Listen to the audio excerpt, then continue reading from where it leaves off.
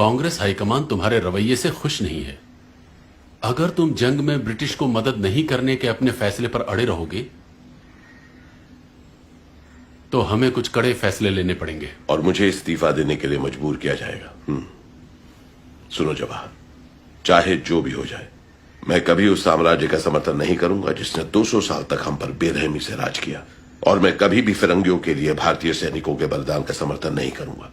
अगर उन्हें लड़ना है तो उन्हें भारत के लिए लड़ना होगा, मातृभूमि के लिए। सैनिकों के जरिए हिंसा करना, भले वो आत्मरक्षा के लिए हो, किसी समस्या का हल नहीं है सुभाष।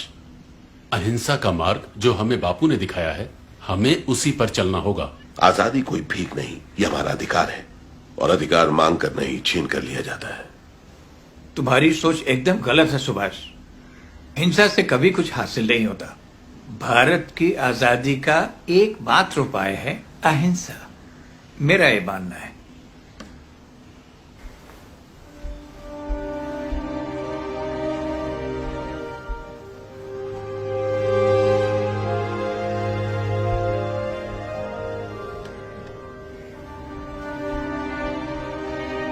मुझे माफ कीजिएगा बापू, मैं आपसे सहमत नहीं हूं।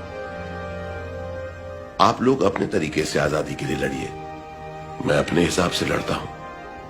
मुझे आशीर्वाद दीजिए कि मैं आजादी छीन कर आजाद हिंदुस्तान में वापस आ सकूं।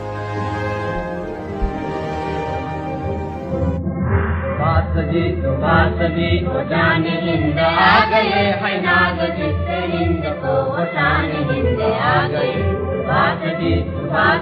वो जाने हिंद आ गए है नाग जिससे हिंद को वो जाने हिंद आ गए।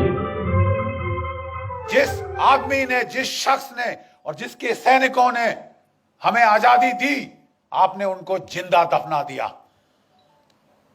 60,000 की इंडियन नेशनल आर्मी थी जो सुभाष चंद्र बोस ने रेस करी थी, खड़ी करी थी। 3 डिविजन्स थी इसके अंदर, और इनमें से 60,000 में से 26,000, जरा आंकड़ों पे ध्यान दीजिए, 60,000 में से 26,000 शहादत और कुर्बानी उनको मिली, प्राप्त हुई। वो लड़ते लड़ते मरे ताकि आप और मैं आजाद हो। 26,000 की कुर्बानी, और आप कह रहे हैं दे दी हमें आजादी बिना खड़क बिना ढाल। तुम्हारा मैं मुंह तोड़ दूं। बात जाने हिंद है, बात जाने हिंद है, बात माने हिंद है, बात माने हिंद है। बात जी वो जाने हिंद आ गए है नाग जिससे हिंद को वो जाने हिंद आ गए।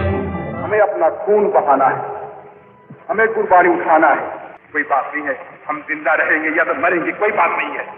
बात कोई सही बात यह है, आम बात यह है, आखिर में हमारी कामयाबी होगी, हिंदुस्तान आजाद होगा। हमारे अतीत में छुपा हुआ एक बहुत बड़ा धोखा है। ब्रिटेन ने भारत को आजादी दी, इसकी बड़ी वजह थी आजाद हिंद फौज के सैनिकों के बलिदान से पैदा हुई राष्ट्रवाद की भावना। वर्ष 1945 से वर्ष 1991 के बीच क्लेमेंट एटली ब्रिटेन के प्रधानमंत्री थे। इसी दौरान भारत को आजादी दी गई, यानी जब भारत आजाद हुआ तब एटली ही ब्रिटेन के प्रधानमंत्री थे। आजादी के बाद क्लेमेंट एटली ने भारत का दौरा किया था। उस वक्त पश्चिम बंगाल के कार्यवाहक गवर्नर जस्टिस पीबी चक्रवर्ती थे। वो कलकत्ता हाईकोर्ट के चीफ जस्टिस थे। जस्टिस चक्रवर्ती ने इतिहासकार आरसी मजूमदार की किताब अ हिस्ट्री ऑफ बंगाल के प्रकाशक को एक पत्र लिखा। इस पत्र में उन्होंने लिखा कि जब मैं गवर्नर था तब भारत को सत्ता सौंपने वाले ब्रिटेन के पूर्व प्रधानमंत्री एटली ने कोलकाता के राजभवन में 2 दिन बिताए थे। उस समय मैंने आजादी के वास्तविक कारणों के बारे में उनके साथ लंबी चर्चा की।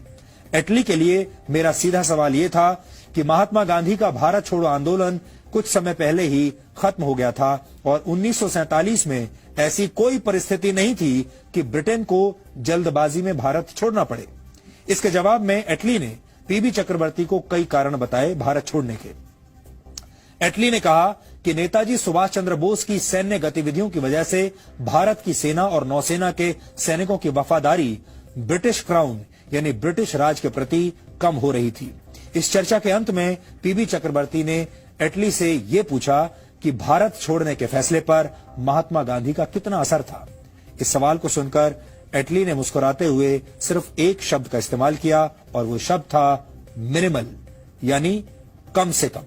यानी महात्मा गांधी का जो प्रभाव था इस फैसले पर कि अंग्रेज भारत छोड़कर जाएं, उसमें महात्मा गांधी का प्रभाव मिनिमल था, यानी मामूली था। जी का दाला गया, निशात मन के सा गया, एशिया